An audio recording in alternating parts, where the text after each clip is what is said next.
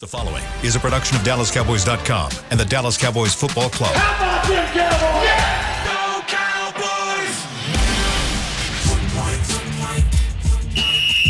Let's go, baby! Are you ready for a break? Yes. Are you ready for a break? Absolutely. Ready for a break? Yeah, and so much for that. It's time for The Break on DallasCowboys.com We were on the break! with Ambar Garcia, Brian Broaddus, Patrick Walker, and Derek Eagleton. It is Wednesday, September 27th, 2023, season 19, episode number 40. Welcome to the latest edition of The Break. We are live from the SWBC Mortgage Studios at the Star. We're bringing the energy today. It'll be we will start getting you guys ready for Cowboys versus Patriots, and we're moving past all that negativity from last weekend. It's time to move forward, and we'll see where this goes. Hopefully, the Cowboys learned their lesson last week. It was a nice shot in the mouth, and hopefully they wake up and get themselves back on track this week. Brian in the show today is going to give us a good overview of Cowboys offense versus the Patriots defense. We're going to talk a little bit about some things that went right last weekend. We didn't really do that this week on Monday and Tuesday. We spent a lot of time on what went wrong, but there were a couple things that were really good from the Cowboys standpoint in that game on Sunday. We'll detail some of those. And let's start first, though, with updates on where we are from the standpoint of injuries. Patrick, walk us through what we're looking for this week. Who are the players that we need to keep an eye on with regards to injuries? Well, we're talking about first and foremost the three starting offensive linemen: Tyron Smith, Tyler Biadasz, and Zach Martin. Jerry Jones this morning, he was tight-lipped about it on 105.3 FM The Fan. Mike McCarthy was tight-lipped about it in the press conference on yesterday, and I expect he will be again this morning. We're waiting to see what happens. Today's going to be the first day of practice, for Week 4 against the Patriots. We'll see who's expected to do what and who does what, but there's a chance, if you go back to what Stephen Jones told 105.3 FM The Fan a couple of days ago, it is possible that the Cowboys see a whole offensive line going in against the Patriots. He did kind of give a caveat in saying, let's see how the week goes. Obviously, that goes without saying, but he did make that clear. But he did say, quote unquote, there's a possibility. So I do expect that, multiple guys on that three-man front. We're talking about Tyler, Tyron, and Zach. We'll get some work maybe as early as today, but we'll see. As far as any other injuries, they're all in the same breath right now. We're just waiting and seeing, but those are the top three guys. Obviously, Donald came back last week, and he had his ups and downs. Makes sense. He hadn't played, since he suffered the calf strain early in training camp. But, yeah, so three offensive linemen. We saw what happened when they were out. Offensive line didn't lose the game, but it impacted McCarthy's play calling, so hopefully those guys get back so we can see this verticality with this Texas Coast offense. Worry about Biadasz in this one, because of, and Patrick's right, we'll see, but we've also thought about with Tyler Smith, if you're just playing the game of how things have kind of worked, through 3 weeks of the season when it comes to these injuries, and it's a hamstring and it's this and that, and you're just like, oh, it's minor, it's okay, it's, we'll be fine here. Yeah, it will, but we've also seen these guys miss 2-3 games also. So I would keep an eye on Biadasz this week and see how much that he really practices. I think that Smith and Martin, those are the ones I think that are probably further along than what Tyler Biadasz is. So with one of the comments that have prompted this whole injury situation with McCarthy saying, I forgot exactly what he said, but something in the lines of the backups needing more practice time and feeling comfortable, he took ownership, which is that's just my initial assumption with any backups. You're getting, quote unquote, the amount type or quantity of reps that you would need in case you have to go into a game. But as far as, and I doubt it's this week because a lot of those injuries are on standby, but moving forward, once they become healthy and you got the starters again, in case a scenario like this happens again, like how do you manage? Like how do you split the reps in practice and to give everybody the amount Okay, this is what happened, and I think McCarthy got caught short on it. All the injuries happened late in the week, so now he's thinking, okay, well, I'm going to have my guys to do this, and all of a sudden it's like, oh wait, Martin's out, Smith's out. Now he's compromised. Now his game plan's compromised. Now he's thinking like, well, damn, I didn't get the other guys ready. What happens when you watch practice is it's broken down to where they'll have a red zone period. Offense gets 8 snaps in the red zone. Defense gets 8 snaps in the red zone, and they kind of work with each other to practice there. The problem with that is usually when the starters are involved with the 8 snaps in the red zone, it's 7-1. McCarthy's probably now to a point like, listen, I can't do 7-1. I have to think about 5-3, 4-4. With the way his offensive line is and the way they've had problems with it, it's kind of a wake-up call for all his positions. We need to have more guys ready. It's amazing how this team has had to deal already with injuries late in the week. Mm-hmm. And he's like, well, if this is going to be the trend for us right now, I could do something about it the way I give these guys reps. And so that's where I think he's going. If there's 8 plays they're going to run, you're going to see a 5-3 or a 4-4. It's not going to be 7-1 anymore. And there's also a transaction that kind of hints at what Brian is saying as far as Biadasz is concerned. Depends on how you want to read the tea leaves, but the Cowboys signed center Billy Price to the practice squad this morning. And when you look at Price was well decorated coming out of Ohio State. First round pick. Yeah, first round pick. He also earned PFWA all rookie team honors in his first year, 2018, I believe. So, definitely some veteran talent coming to the practice squad. Okay, so that begs the question, then why is he available? So, like I said, it depends on how you read the tea leaves, because on one note, you can say, well, why is he still available? Obviously, there's probably some struggles there, and he's not one of the premier, obviously, offensive linemen that hit the free agency market this offseason. Otherwise, he's not available to be picked up in late September.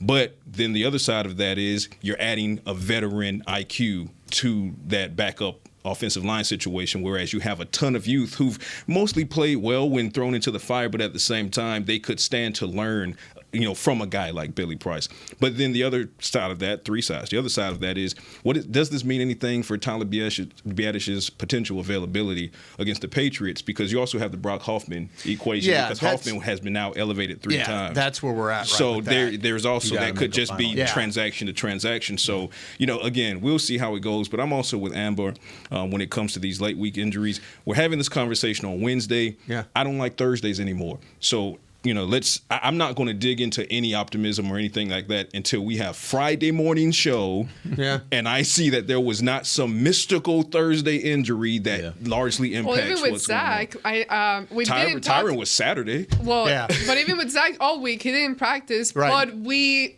still were hearing positive things. Right. Everything's fine. He's on our show on 105.3 The Fan on Thursdays, and everything's good and all exactly that. What he said. Yeah, and everything's good and everything's fine. And so you don't know until you guys get on the plane Saturday or they practice on Saturday. And even then, we might not know. I just think that this is a difficult trend. This has happened now. We're week 4 of the season, and now you've had to deal with late week injuries.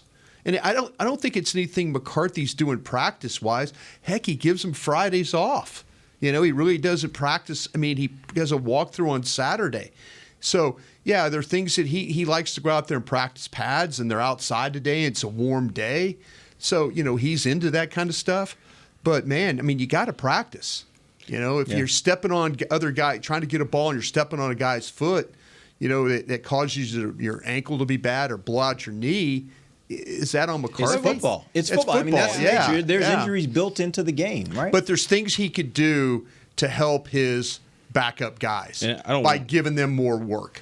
I don't want Ambar mad at me anymore. That's the bottom line. Yeah. But real quick, McCarthy, whose press conference is running concurrent with what we're doing right now, just got an update that Tyler Biadasz, Tyron Smith, and Zach Martin will all start with the rehab group today. Cowboys will see how they feel after that. Maybe they get some limited reps, maybe not. I don't think that they would on Wednesday. I think tomorrow will be, potential ramp up. I see the look on your face. Oh, sorry. Did that come out? Yeah, that came out. That was written all over your face. I'm sorry. So expect those 3 to be in the rehab group on Wednesday. And again, we'll see what things look like on Thursday and if they come out clean and better on Thursday. I will say this. It's impressive to me. Yes, there's work to be done. But like you mentioned earlier, the game wasn't lost because of the O-line and the backups and what they did. They were still able to manage it. It affected how McCarthy called the plays and all that. But all in all, talent-wise, we've seen it years before when you only got one guy out, usually Tyron Smith, it'll and then wreck that it. was And it it. goes Sean crazy. Lee was that way too. Yeah, you absolutely. couldn't play defense. defense if you didn't And have Sean Lee in there. You were screwed. That's Definitely it. so. You know that's going to be a terrible game. Yeah. But the crazy part, or the impressive part, I should say, with this coaching staff, despite all these changes, all these moves, they're still surviving and making it work. So we've come a long way from back in the day. When you lose one guy. Shop wrecked. Atlanta, poor Dak. Real quick before we go to break, I would like to get an assessment of what you guys thought of Brock Hoffman, particularly in this game. And I want to talk not just from the standpoint of how he played as a center, but also I assume he was still responsible maybe for making the calls. Oh, no, absolutely. But what did you see there? Did you see anything that stood out to you, good or bad? I think the thing with Brock Hoffman is that he's limited athletically, but he makes up for it in toughness. I was worried about them putting a guy right on him the whole time and him having to make calls and all that. You didn't see any massive breakdowns in scheme when it came to the rush. Everything was picked up. The one problem they had on fourth down really felt like Dak. They let the furthest guy from the ball go. That's Dak's man. Hey, Dak, we've got everybody in front of us covered. You got to take care of that guy. So I didn't see anything where it was just, their twist stunts in front. Usually guys have problems with, to be able to pass the stunts, working with other guys. Didn't see that at all with this guy. He is limited in what he can do because Biotish can get second-level blocks. And Hoffman's more of a kind of a take the guy right at the line of scrimmage and then make sure that's secure and then hope for the best if he can get to the second level. Yeah. But his play was there was some apprehension by me about it. But I think if you had to plug him back in, he showed himself pretty well there. Yeah, I mean, of the pressures that were allowed by the Cowboys on Sunday in Arizona, not a lot of those pressures came up the middle. Yeah. Not a lot of those pressures were allowed by Hoffman, the backup center. So, I mean, that's my clean assessment of him. I mean, could he have been cleaner in some of his reps? Absolutely, he could have. I mean, you also look at his age and him being thrown into the fire. But all things considered, I was right there with Brian. I mean, you're lining up nose to nose with, a guy who has many more reps in the NFL than you. You would think that Hoffman probably would get blown off the ball a time or two. I didn't see any reps where he absolutely got decimated at all. So, yeah, I mean, it was an impressive outing for that. Look where the running game hit, too. There were some plays that went inside the tackle box there that he was able to, those guys did a nice job inside. It's a shame, though, that they get a sack because of the waggle, the boot, the naked. They don't get Xavier Collins coming down. That's a sack. And then the other one was Adoga. They're trying to double move. So the two sacks that were given up in that game were really kind of, hey, we're going to try and trick you over here. It didn't work. We're going to try a double move over here. Your tackle, struggles a little bit, and then your guard struggles a little bit. But other than that, they were pretty clean the way they played. Yep. All right, we're going to take our first break. When we come back, we're going to jump into the storylines of the week and get into the Cowboys offense versus Patriots defense. We'll be back. DallasCowboys.com radio. Todd thought it would be secure to jog in the cheetah savanna. Todd believed the big cat repellent he bought online was reliable. And now, Todd is trying to be faster than this cheetah that can run 80 miles per hour. But the good news is, Todd has AT&T 5G that is fast, reliable, and secure. And he learned the best thing to do is stop running and toss her the backpack with the beef stew. AT&T 5G. Fast, reliable, secure. It's not complicated.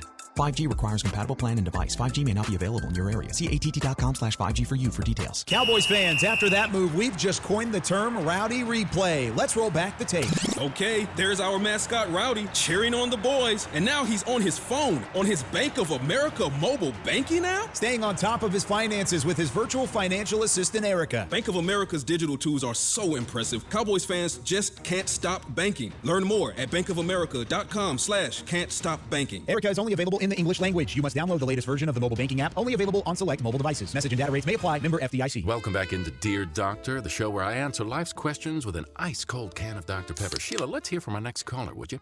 Dear Doctor, my friend supported me during a tough time, but what's the right gift that says, thanks for being a shoulder to cry on? Okay, this one's easy. I say give her a delicious Dr. Pepper. Nothing says, thanks, girl, better than a one-of-a-kind soda. Yes, any Dr. Pepper flavor will do. Now, just a reminder that I don't need to be a real doctor to know that Dr. Pepper is the one you deserve. They say champions are remembered, but legends are never forgotten. United Ag and Turf offers a winning lineup of John Deere equipment built to tackle any challenge on and off the field. Legendary John Deere tractors, combines, residential mowers, commercial mowers, compact construction equipment, Gator utility vehicles, and a full line of golf and sports turf equipment. United Ag and Turf, the official Ag and Turf equipment supplier of the Dallas Cowboys. Visit UnitedAgAndTurf.com to find a location near you. Back to the break. Mark your calendars and get your lederhosen and steins ready. Let's go. Leather pants are those lederhosen. That's There what it that is. means. Frisco Oktoberfest officially returns for their 4th annual celebration on Saturday, October 7th at the Star in Frisco, featuring Bavarian-inspired activities, delicious food and drink, and plenty of great live entertainment. Visit thestardistrict.com/events for more info. Welcome back. Second segment of the break. This segment is brought to you by blockchain.com. All right, here we go. Let's start first where we start every week on a Wednesday. I want you guys to go around the table, give me your biggest storyline for the Cowboys heading into week 4 of the NFL season. Brian, let's start with you. Bill Belichick against Mike McCarthy, defensive guru versus play caller that's back in the mix. So that's my storyline this week. Can the Cowboys find a way to kind of put together a really nice game plan to combat a defense that's probably going to throw a lot of different looks at you. And that's the great thing about playing Belichick. He's always going to have something for you that you didn't see before. Can Mike McCarthy and the staff figure it out and move the football this week? Amber.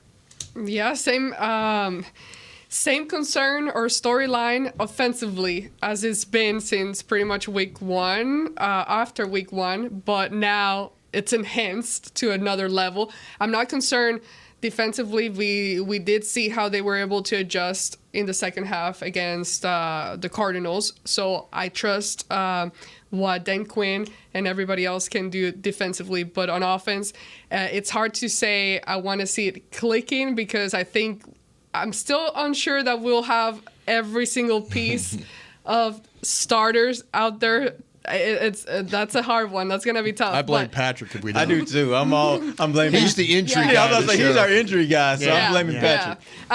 No, but hopefully we can. If I can see some improvement, at least like creatively, if McCarthy can just kind of change the playbook a little bit, play more with a lot more confidence, and be a little more creative, that's I think the storyline for me. What I'm looking for this week.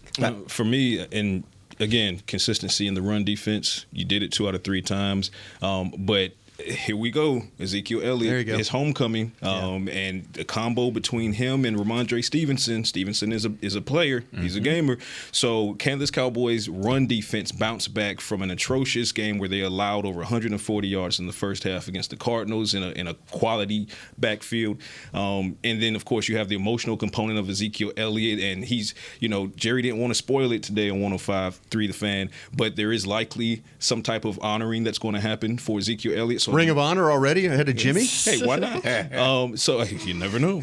There's going to be that emotional component for Ezekiel Elliott alongside his talent and ability to make plays, particularly in the red zone. Stevenson, he can do it all. He's a home run hitter as well. So for me, it's run defense. How can they bounce back, or will they bounce back? And what does that look like against Ezekiel Elliott and his homecoming and Ramondre Stevenson? It's going to be fun. That's a good one. It's going to be fun to watch. Good one.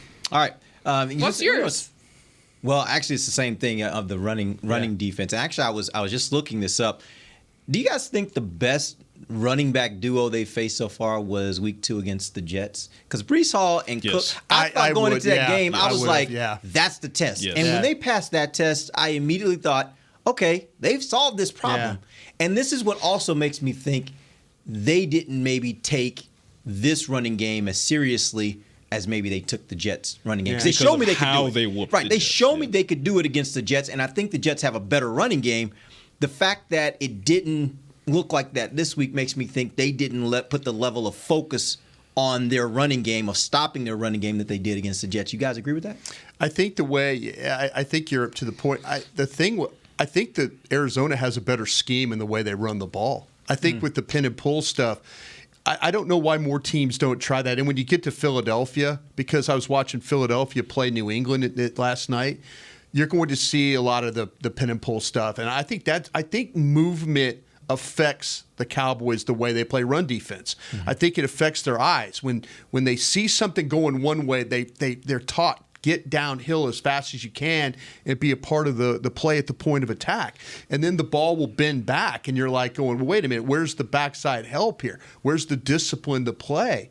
So I think it was more of a discipline problem with Arizona, but the way that Arizona's scheme runs the ball, I think that's something. If I'm playing the Cowboys, I'm like, man, maybe we could steal a couple plays here.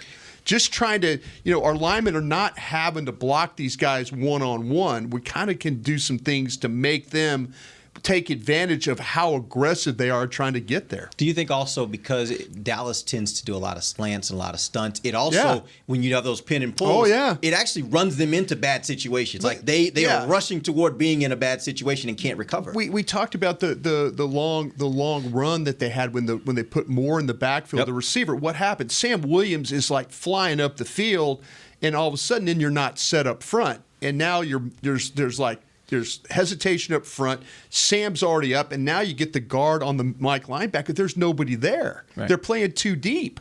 Too deep coverage, not too deep. But literally, there's nobody sitting right there.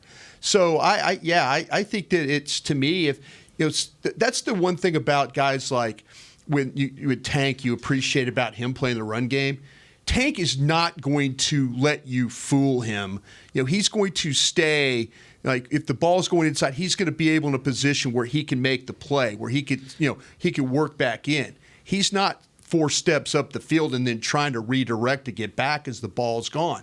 He's going to play the scheme. He knows how to read his scheme, but he knows how to close down, and then when he has to make a play, or he's chasing from the backside, he knows how to stay flat and then go get the ball. But sometimes you have to have a feel of how you're supposed to play run defense as opposed, and knowing where your fits are, knowing where the guys around you need to be as well. I mean, you can believe Bill Belichick will look at that Arizona Cardinals film and borrow what works and try to integrate that into his game and everybody else that's coming.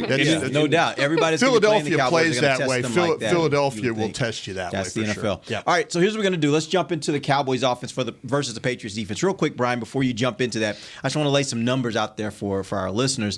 The Patriots defense right now, very good defense, first of all. They are 5th in yards allowed, only giving up 270 yards per game. They are 5th in pass yards allowed, only giving up 177 yards per game through the air. They are 9th in rush yards per attempt, only giving up 3.6 per rush, and 9th in points allowed, only giving up 20 points per game. Brian, tell me why they're so good. Yeah, this is going to be an odd front again for you. It's a 3-man line. They can adjust the front due to their linebackers' ability to play along the line of scrimmage. The majority of their coverages have been cover 3, which is a zone coverage that they use. They'll play cover 1, which is a man coverage. We'll get into that a little bit. Cover 2, we always talk about, it's a safety to 2 safety split. So we're going to see a little maybe too deep. These are the top 3 coverages that they'll run: the zone coverage, the man coverage, and then that 2 deep look right there. They did play what we call cover 6, which is against the Dolphins. It's kind of a combo of the 2 and the 4. That's how you get the 6. It splits the field in half, and it's a good blend of zone and man. So they're kind of trying to show you one thing, but it's really on the other side they're playing another. So you're kind of like, oh, wait a minute, this looks like a cover 2. No, wait, they're playing zone. No, they're actually playing man over here. It's really good when it helps you defend the run, because but against like a short passing game like the Cowboys have, it's kind of a coverage that could get them in trouble. They did it against the Dolphins, didn't do it against the Eagles, or didn't do it against the Jets. So there was something that they wwere worried about in the Dolphins game that allowed them to say, okay, we got to play a little bit of this mix of man and zone right there. It's the defensive line, you mentioned it, it's not one of these really household names of guys. It's Gaudshaw, who he hurt his ankle. He's a defensive tackle, Devin Gaudshaw. He hurt his ankle in the Jets game. He was knocked out of the game. We'll be interested to see if he can play this week. Lawrence Guy is a good player for them up front, big guy. Christian Barmore's another guy, Barmore had 4 pressures, 4 quarterback hits in that Dolphins game. So there's a defensive tackle that can win inside and then get pressure on your quarterback. So I think you need to kind of account for him in that area. Well, Dietrich Wise is a long, rangy veteran, kind of an edge player. He's a better run player than he is pass. So if you're running the ball to one side, maybe you want to run it away from Dietrich Wise. He's a little bit one of those guys that kind of has a feel for how to play. The linebackers are the heart of this defense, and it starts with Matthew Judon. Judon, he's listed as a linebacker. He's kind of more of an edge, but he's very similar to what they do with Micah Parsons. He's going to move around all over the place. They're going to find the best possible matchup for him. You'll see him rushing from all those different spots. He can attack the edge. He can win against blocks. He's got some power to his game. He can be a little slippery in the way he plays. When they put him inside, he can kind of like go and then avoid and then get in on the play. They're going to need to account for him on a lot of different fronts when he's lined up. Again, he's like Micah in the way they move him around. He did a great job in that Dolphins game. I mentioned 2 sacks, 2 quarterback hits. Josh Uche is another player that is a linebacker, very explosive. He has the ability to get up the field in a hurry. Like Judon, he can be really disruptive in the way he goes about lining up all over the field. He gets the blocker on his first step. He causes problems in that way. So he's a guy. They got a couple of guys that can rush the passer. Jawan Bentley is the veteran linebacker. He's the thumper. He's the big guy. He's the guy that plays with some pop. He's a downhill player. He's always attacking the line of scrimmage. He's always got to be careful about him. He could read it, shoot the gap, and then make a tackle for loss. So physical, be ready. If you're not just go up and try and just bump him, this guy's going to try and run over you in that regard. So does a good job of finishing when he gets in position. The Patriots secondary is an interesting one because they got a star in the making with a rookie. Christian Gonzalez, who was from Oregon. Actually, he's a local kid. I think he's from Hebron High School over here, but he's a Texas kid. Started in Colorado and then went to Oregon. But he is the Patriots the staff they've put him in some seriously high leverage spots when it comes to coverage with this. In the Jets game, he shadowed Garrett Wilson 60% of the game. He played press man coverage in him 43% of the time in those games. So there you go, right there, big time coverage. Tyreek Hill the week before, he shadowed him 60% of the time in the game. 29% press man coverage in those games. The Eagles went after him in the first game. They targeted him 12 times. They had 8 receptions for 99 yards. I would expect that Gonzalez is going to travel with CeeDee Lamb in this matchup. You'll see it. I mean, it's clear. They just said, okay, you go with him. And you know what? It doesn't matter. If Lamb goes in the slot, Gonzalez will go in the slot with him.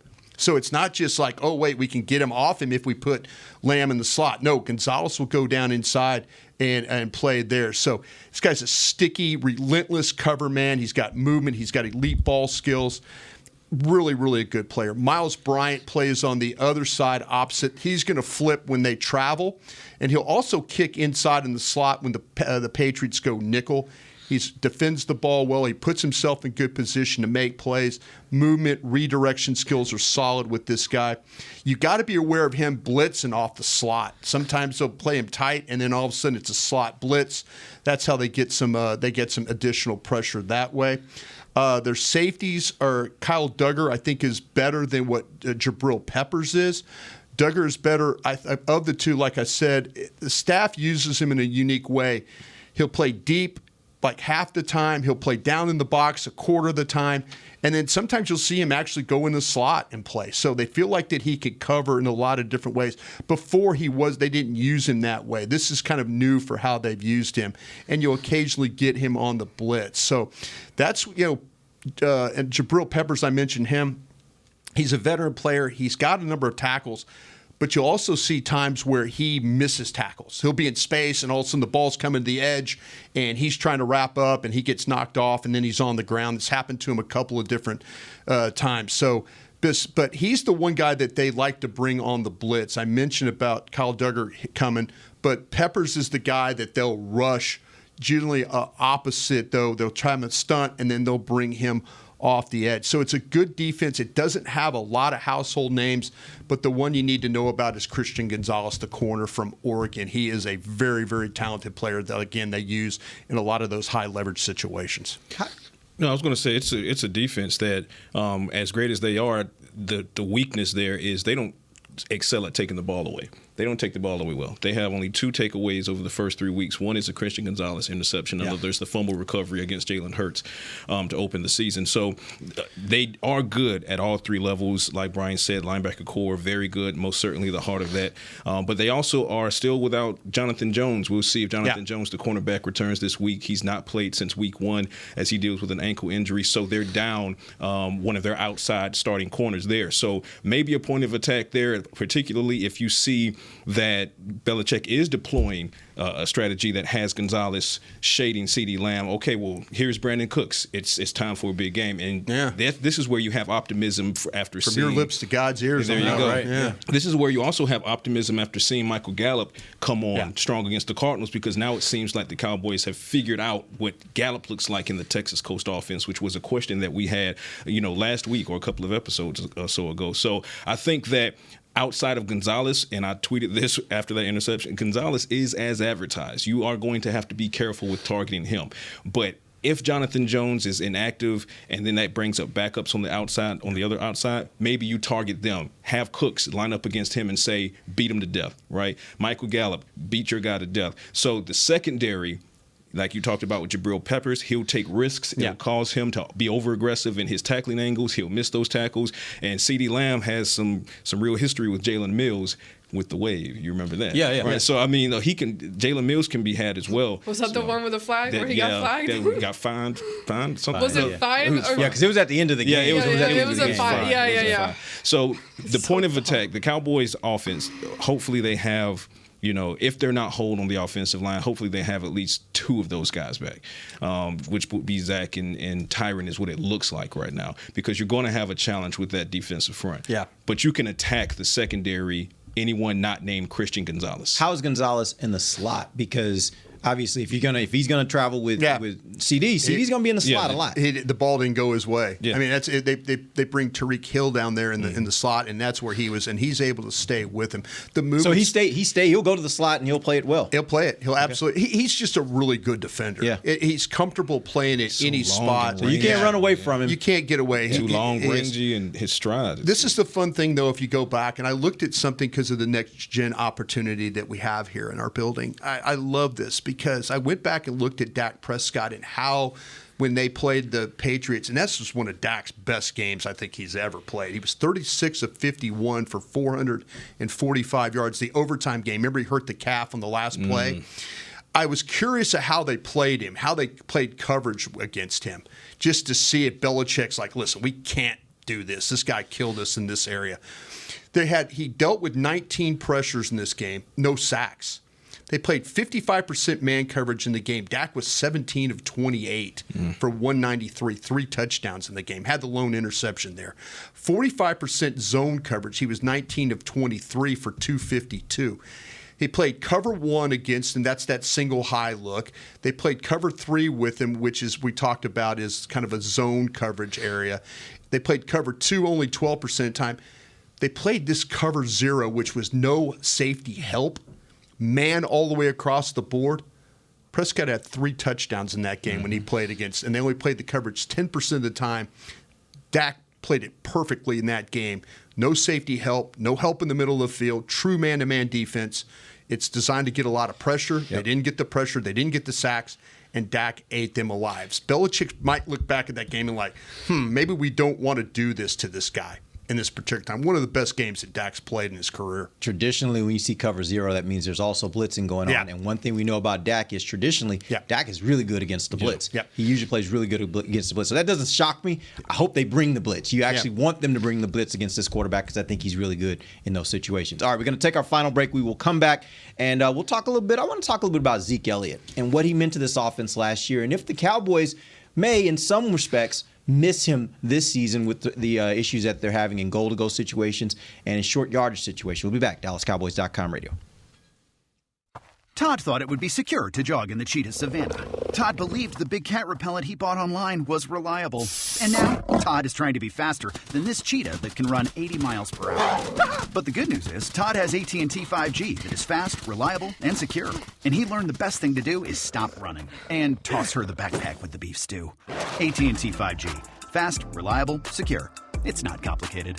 5G requires compatible plan and device. 5G may not be available in your area. See att.com/5G for you for details. Don't put off getting your oil change, Dallas. Take 5 Oil Change. A proud partner of the Cowboys is faster than you think. There's no appointment needed and no waiting room. Yep, you heard that correctly. Take 5 is so fast, you don't even have to get out of your car. You can take advantage of Take 5's fast, friendly, and simple service at any of their locations across the Dallas area. And remember, at Take 5, you stay in your car because they're faster than you think. Take 5, the official oil change of the Dallas Cowboys. It's the official men's skincare brand of the Dallas Cowboys, Jack Black. And right now, Cowboys fans can get 15% off their $75 order. Plus, because every deal needs a playmaker, your order will include a free 5-piece skincare set and free shipping. The Jack Black Playmaker is 4 of Jack's favorites and a full-sized intense therapy lip balm. Make a play for the playmaker at getjackblack.com/Cowboys with the code CowboysVIP. That's getjackblack.com/Cowboys with the code CowboysVIP. They say champions are remembered, but legends are never forgotten. United Ag and Turf offers a winning lineup of John Deere equipment built to tackle any challenge on and off the field. Legendary John Deere tractors, combines, residential mowers, commercial mowers, compact construction equipment, Gator utility vehicles, and a full line of golf and sports turf equipment. United Ag and Turf, the official Ag and Turf equipment supplier of the Dallas Cowboys. Visit UnitedAgAndTurf.com to find a location near you. Back to the break. Beam, you need to do something about that throat. Join us at Miller Lighthouse at AT&T Stadium on October 7th and 8th for the world-class barbecue from pitmasters across the country while enjoying live entertainment and libations. Did I say that right? Libations. Yes. At the Q. That'd be drinks. At the Q BBQ Fest, Dallas, this October.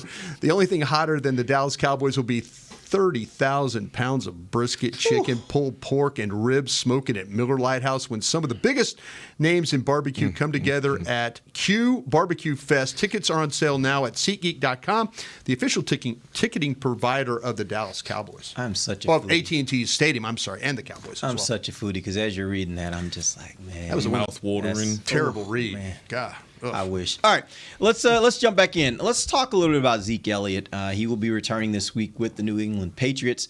Was a really, I mean, you look at Zeke's career here. I think Cowboys got everything that they wanted out of him. I think you can question the contracts and all that kind of stuff, but I think while he was here, he was a very, very, very productive running back for them. But check out some of these numbers I looked up from the standpoint of goal-to-go situations last year. There were 13 times when he got the ball in goal-to-go situations. 8 of those times, he was in the end zone. Mm-hmm. That's a 62%. It's way better than where they are right now when they're in goal-to-go situations. He was only stuffed 1 time, which is another stat you look at. Was he hit behind the line of scrimmage, tackle behind the line of scrimmage? He's only stuffed 1 time, but 8 of the 13 times he ended up in the end zone. That would have made him 3rd in the league behind Jamal Williams and Jalen Hurts and what they do in Philadelphia, where they just basically push him into the end zone, right? That being said, does Dallas miss Ezekiel Elliott this year? Yeah. That's a simple question or simple answer. Absolutely.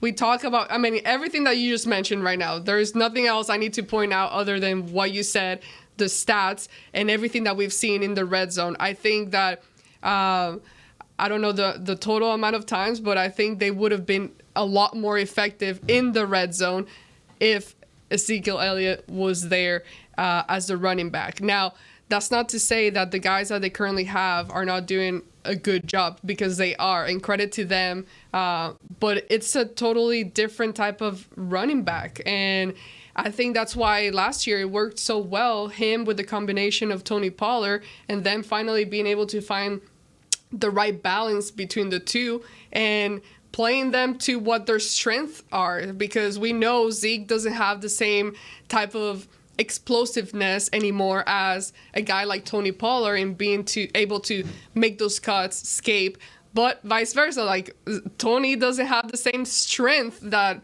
Zeke has. So I do think they miss him. I still don't think going back and looking at it now, it would change. Like, you had to make that decision is what I'm trying to say. Like it had to be that way, but they do miss a guy like Ezekiel Elliott. But I think with the talent that they currently have, if they start scheming things differently and coming up with different plays, I still think that they can be more effective and make it work with the guys that they currently have. So at some point, I don't think you would need a guy like Zeke if you change things up. But currently, yes, it would be freaking nice to have Zeke on the team. I'll first say that I love Zeke to death, and I was a proponent of keeping him on this team. But given, and it's a small sample size, it's only 3 games, I think that what they miss from Ezekiel Elliott is that comfort, that security blanket, and knowing like this is the situation, goal to go, this is who we're going to hand it off, and they haven't figured out yet who that person will be. That's where I think the issue is. Not necessarily that you miss Ezekiel Elliott down there, but we talk about, for example, handing it off to Peyton Hendershot instead of maybe giving it to Hunter Lipke. There's my there answer. You go. Who has the power, who has the stature to give you that short yardage. So when I start seeing that, if I start seeing that, then I can say, okay, well, what's Hunter Lipke's effectiveness and success rate with goal to goal and short yardage versus Ezekiel Elliott's success rate? And then we could say, well, they do or they do not miss Ezekiel Elliott. So for me right now, I just think that they miss the comfort of knowing that if you're in goal to goal or if you're in short yardage, you just hand it to the hammer. But the reality is they haven't established who the hammer is, and I think it might and should be Hunter Lipke. Yeah, this is how much is your goal line and that red zone package or short yardage package worth? Is it worth $14, $15, $16 million a year to you? That's really what it came down to. Yeah. I mean, all of a sudden, and now, okay, then you move on from him and then you want to re-sign him, say. But you re-sign him for $4 million. Well, he's already counting $8 million in dead money, maybe more than that. So you're basically paying like $12 million to have Ezekiel Elliott back here. I don't know why, and I think we're going to come to this point where, to me, they're going to hand the ball to Hunter Lipke. Hunter Lipke is, to me, there are things about Hunter Lipke when they talked about him being a fullback that I'm like, I've never seen this guy block. And there's times where he's been good blocker, and there's other times where he's not been as good. Mm-hmm. But the one thing you can't discredit Hunter Lipke for is his toughness and carrying the football. 3rd and 1, 9-yard run with a loaded box. Mm-hmm. He's going to find a way to go forward. He's going to find a way to knife through there, get a yard, get 2 yards, get whatever he has to do. They could, as Ambar says, they could scheme up things, but you could also, like I said, just hand him the damn ball going straight ahead. He's proven to me, just watching him play, whether it's the game against the Raiders in the postseason, not the postseason, but the preseason, where he had all those carries. His vision, his ability to make things happen is impressive. And his power. And the power's impressive. You don't need to hand the ball to Ezekiel Elliott at $4 million a year when you got a guy that's very, very capable of doing the same thing. And I think we're going to get to the point where Hunter Lipke is going to become that guy, where you put him in the backfield, just like the Eagles run the tush push. You're going to put Hunter Lipke in the backfield, and he's going to be the guy. That's where it's going to come. Hopefully North Dakota State soon. loves you again. The state of North Dakota is not happy with me a lot. The state of California is another one that doesn't like me very much, especially in the Bay Area. I'll Bay add Area to that. is not a fan of mine. I agree with you guys. I don't think they're trusting their power run game enough. You look at this last game. Comfort. There was one play. It ended up in, I think it was a -2 yards. Yeah. But basically, they decided they were going to take the left guard and the left tackle and try to pull them into the center rather than going forward. And basically, they left the defensive end unblocked. He runs nice right in and tackles Pollard for a 2-yard loss. I'm like, that's just getting cute for no reason. Right. Like, you want to power ahead. You're in goal-to-go situations. Power the ball in, and I don't think they trust that. Either they don't trust the backs, they don't trust the offensive line. Whatever it is, they're not trusting enough in their ability to just power the ball ahead. Yeah. And I want to see some of that, and let's see if you really miss Zeke Elliott, or is it a situation where you don't trust these other factors right now, and that's why the problems are existing. I do remember a game last year, and I think I've talked about it on air, where they tried to hand the ball to Pollard on the goal line 3 straight times, and he got stopped all three, and then they brought Zeke in, and it was fourth down, and it was a touchdown. Right. That there is something to that. There's something. I think Hunter Lipke has a feel for how to find you 1 or 2 yards. Agreed. And it's just give him the opportunity. He will make do for you if you give him that opportunity. All right. We appreciate you guys joining us. We'll be back tomorrow. We'll get into the Patriots offense versus the Cowboys defense. Still in for Patrick Walker and Brian Broaddus and Amber Garcia. I'm Derek Eagleton. This has been The Break, live on DallasCowboys.com radio. This has been a production of DallasCowboys.com and the Dallas Cowboys Football Club. How about this, Cowboys? Yeah!